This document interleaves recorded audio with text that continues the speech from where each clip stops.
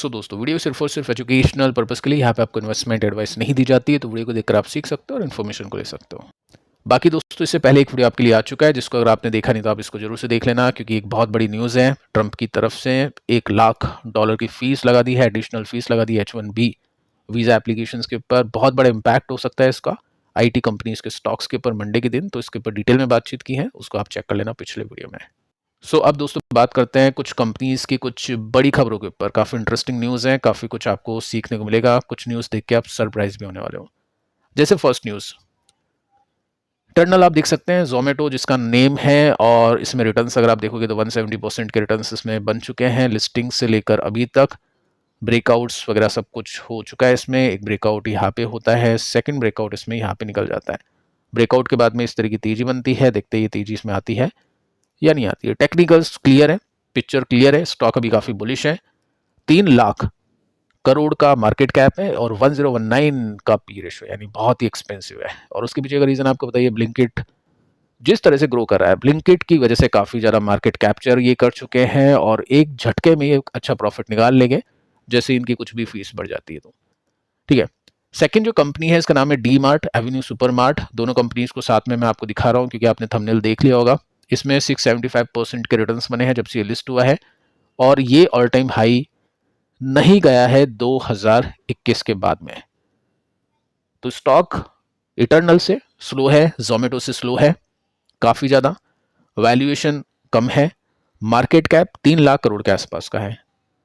अब देखिए दोस्तों, न्यूज ये है कि डी मार्ट के फाउंडर मिस्टर राधाकृष्ण दमानी ने जोमेटो के स्टॉक्स को बाय किया है। इंटरेस्टिंग है।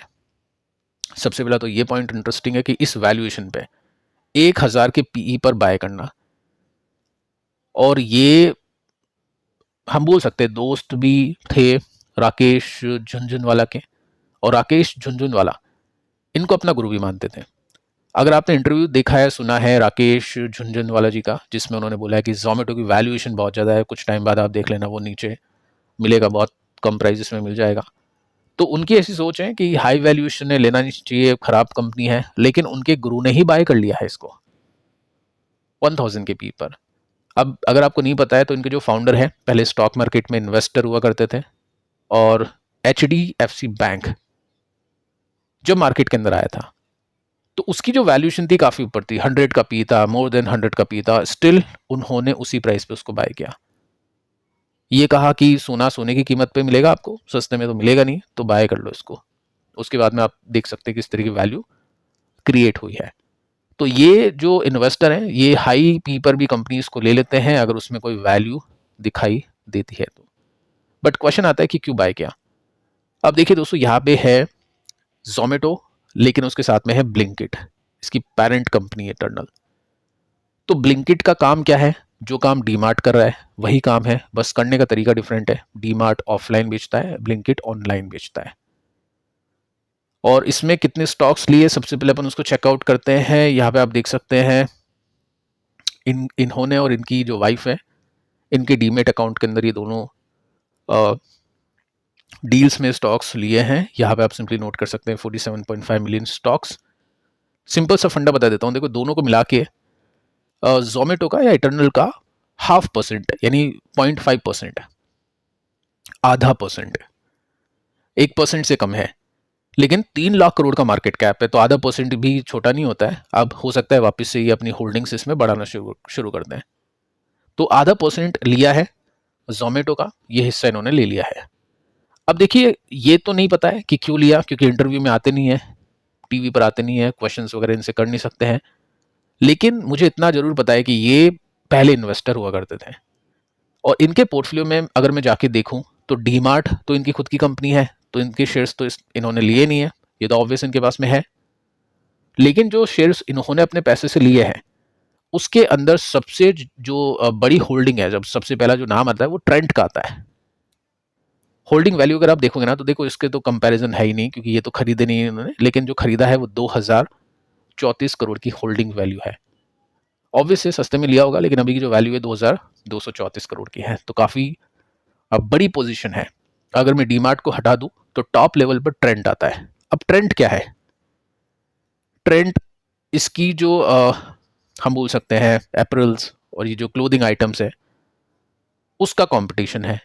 स्टिल डीमार्ट की जो ओनर है इसको रखते हैं अपने पोर्टफोलियो के अंदर। तो एक पॉइंट हम ये देख सकते हैं कि इनको लगता है एज एन इन्वेस्टर मुझको इस सेक्टर में ग्रोथ दिखती है, क्योंकि मैं उस सेक्टर से हूं, तो मुझे लगता है कि ये कंपनीज भी अच्छा करेगी, तो क्यों ना इन कंपनीज में भी इन्वेस्ट किया जाए, कोई क्राइम तो है नहीं। तो इसी वजह से मुझे ऐसा लगता है कि ब्लिंकिट के अंदर भी इनको काफ़ी अच्छी ग्रोथ दिखती है, और इसी वजह से ब्लिंकिट को इन्होंने अपने पोर्टफोलियो का पार्ट बना दिया है। आगे चल के देखते हैं दोस्तों, अपनी होल्डिंग्स को इंक्रीज करते हैं या क्या करते हैं। इस वैल्यूएशन पे इतना ऊपर जाके ऑल टाइम हाई पे खरीदना बड़ी बात है। देखते हैं आगे चल के इनको क्या वैल्यू दिखती है इसके अंदर, क्योंकि ऑलरेडी इतना बड़ा मार्केट कैप यहाँ पे बन चुका है, और बड़ा कितना मार्केट कैप यहाँ पे होगा। अब देखिए यहाँ पे जोमेटो का चार्ट आपके सामने है, और इसके अंदर आप सिंपली नोट कर सकते हैं यहाँ पे एक ब्रेकआउट मिल चुका है, स्विंग का इंडिकेशन यहाँ पे ऑलरेडी मिल चुका था, एकदम से फिर तेजी आती है। यहाँ पे स्टॉक अभी साइलेंटली हम बोल सकते हैं ऊपर जाने की कोशिश कर रहा है। डी मार्ट की बात करें तो डी मार्ट अपने इस राउंडिंग बॉटम पैटर्न को कंप्लीट करने की कगार पे है, और उसके बीच में आपको गैप यहाँ पे देखने को मिल जाएगा।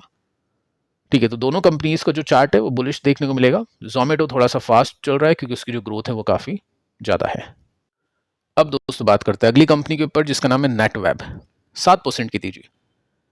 तो देखो कल स्टॉक 3100 पे अटका हुआ था, ब्रेकआउट नहीं दिया था स्टॉक ने, मतलब ब्रेकआउट तो दे दिया था, उसको रेसिस्टेंस को कंप्लीट नहीं किया था। एकदम से एक बाइंग आती है और स्टॉक ऊपर चल जाता है। अब कभी कभी क्या होता है, एकदम से बाइंग आती है ना, तो इंटरनली लोगों को पता होता है, इनसाइडर्स को न्यूज़ होती है।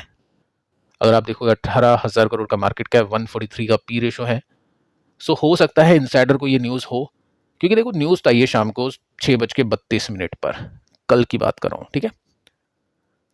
उससे पहले का ऑर्डर आप देखोगे तो इसकी वजह से काफ़ी अच्छी तेजी बनी, 1734 करोड़ रुपीस का कॉन्ट्रैक्ट है। अब एक और बड़ा ऑर्डर मिल चुका है जो कि है 450 करोड़ का। ये न्यूज़ आती है कल शाम को 6:32 पर। कंपनी का नेम देख सकते हैं, और इसके साथ में इसने ऑर्डर ले लिया है। 450 करोड़ रुपीस की रकम है, बड़ी अमाउंट है, काफ़ी बड़ी अमाउंट है। देखो इतनी बड़ी तो नहीं है, लेकिन इतने बड़े ऑर्डर बार बार तो मिलेगी नहीं, लेकिन ये जो रकम है ना ये भी काफ़ी बड़ी है। तो हो सकता है इसी की वजह से स्टॉक ने कल तेजी पकड़ी हो, और मुझे लग रहा है कि ये जो न्यूज़ है ना अच्छी है, हो सकता है ये ब्रेकआउट आपको दिखा दे मंडे के दिन। So good news for investor, जो भी इसमें इन्वेस्टेड है, अच्छा पैसा आपका बन रहा होगा। नीचे से तो 135% ऊपर जा चुका है, देखते हैं अब कितना ऊपर और जाना बाकी है। Next good news, Hariom pipes. पिछले कुछ दिनों से आपने देखा कि स्टॉक ने अच्छी तेजी पकड़ी, कल के दिन भी स्टॉक ने 3% चढ़ाई करके क्लोजिंग दी, और इसकी जो लास्ट में तेजी बनी वो ये यहाँ पे देखने लायक है। मतलब एक न्यूज़ आई जिसकी वजह से एकदम से बाइंग इसमें हो गई, वो तो मार्केट को टाइम मिला नहीं, 3:28 पे न्यूज़ आई थी, तो एकदम से यहाँ पे बाइंग चल गई। अब देखो दोस्तों न्यूज़ कब आई है वो मैं आपको यहाँ पे दिखाई देता हूँ। 3:28 पे न्यूज़ ये है कि कंपनी ने महाराष्ट्र की सरकार के साथ में हाथ मिला लिया है बनाने के लिए स्टील प्लांट। एक जगह है जिसका नाम पढ़ सकते हैं, वहां पर कितने का इन्वेस्टमेंट होगा? इन्वेस्टमेंट होगा तकरीबन 3035 करोड़ रुपीस का। अब इसमें सरकार क्या करेगी? सरकार देगी इंसेंटिव्स और अप्रूवल्स। तो कंपनी करने वाली है एक बड़ा इन्वेस्टमेंट। महाराष्ट्र सरकार के साथ में कंपनी ने हाथ मिला लिया है, और महाराष्ट्र सरकार इसका कंपनी का साथ देगी। साथ देने के साथ में अप्रूवल्स मिलेंगे, लेकिन इंसेंटिव्स भी मिलने वाली है। तो बड़ी न्यूज़ है, अच्छी खबर है, और इसका इम्पैक्ट तो वैसे देखा हमने। बाकी देखते हैं कि मंडे को किस तरह का इम्पैक्ट देखने को मिलेगा। स्टॉक ने यहाँ पे रिवर्सल दिया, इस लाइन को ब्रेक किया, उसके बाद में स्लो तरीके से ऊपर जा रहा है। कल एक अच्छी तेजी इसमें मिली है, अगर ये ऑल टाइम हाई को भी कैप्चर करता है, क्योंकि ये बड़ी जो कैपेक्स कंपनी करेगी उसकी वजह से नए प्लांट्स खुलेंगे, और भी काफ़ी सेलिंग कंपनी करेगी अपने प्रोडक्ट्स की। सो एकदम से तो नहीं, ग्रेजुअली भी अगर ये चलता है तो 61% इसका ऑल टाइम हाई के बीच में गैप है, जो कि अच्छा गैप है। ठीक है, तो अच्छी न्यूज़ है कुछ कंपनीज के लिए, जो मैं आपको यहाँ पे बता चुका हूँ, टेक्निकल्स हम देख चुका है। बाकी दोस्तों कल के वीडियोस को आप देख लेना, और इससे पहले जो आईटी कंपनीज के ऊपर जो वीडियो डाला है उसको भी आप देख लेना, अगर आपने देखा नहीं है तो। मिलते हैं कल, तब तक के लिए शुभ रात्रि।